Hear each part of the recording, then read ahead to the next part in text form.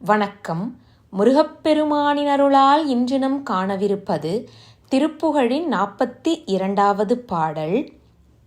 கருப்பம் தங்கு இரத்தம் பொங்கு அரைப்புண் கொண்டு உருக்கும் பெண்களைக் கண்டு அங்கு அவர்பின் சென்று அவரோடே களப்பு உண்டு சிலுப்பு உண்டும் துவக்கு உண்டும் பிணக்கு உண்டும் களிப்பு உண்டும் சலிப்பு உண்டும் தடுமாறி செருத்தண்டம் தரித்து அண்டம் புகத்தண்டு அந்தகர்க்கு என்றும் திகைத்து அம்தின் செகத்து அஞ்சும் கொடுமாயும் தியக்கம் கண்டு உயக்கொண்டு என் பிறப்பு பங்கம் சிறைப்பங்கம் சிதைத்து உன்றன் பதத்து இன்பம் தருவாயே.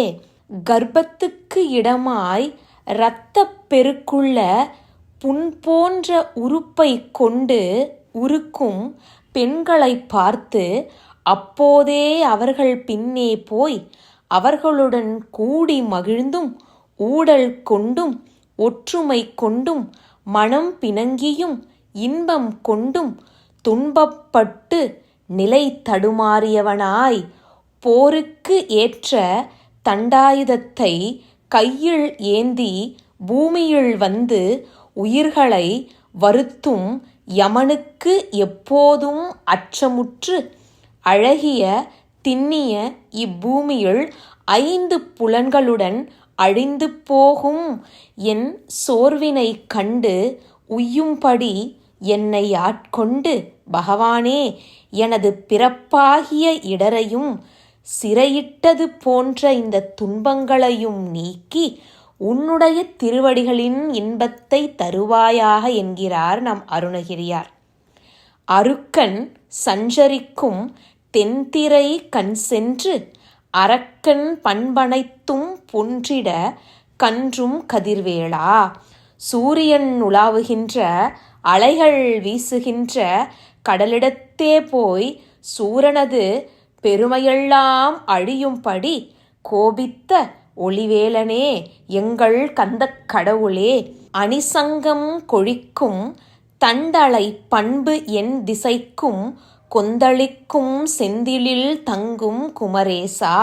அழகிய சங்குகளை ஒதுக்கி எறிந்து எழுந்து வீசும் அலைக்கடலின் பெருமை 8 திசைகளிலும் மேம்பட்டு விளங்கும் திருச்செந்தூரில் வீற்றிருக்கும் குமரேசனே எங்கள் குமரக் கடவுளே.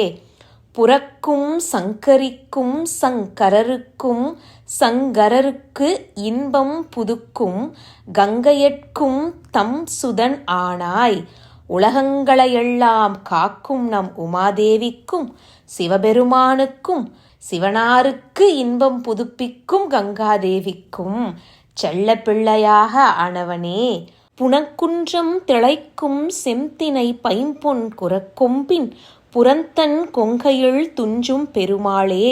வயல்கள் விளங்கும் அந்த வள்ளி மழையில் மகிழ்ச்சி அடைகின்ற செந்தினையை காத்திருந்த பசும்பொன் போன்ற குரமகளாகிய வள்ளியின் குளிர்ந்த மார்பகத்தின் மீது துயில் கொள்ளும் பெருமாளே என்று இந்த பாடலை நிறைவு செய்கிறார் அருணகிரியார். நன்றி.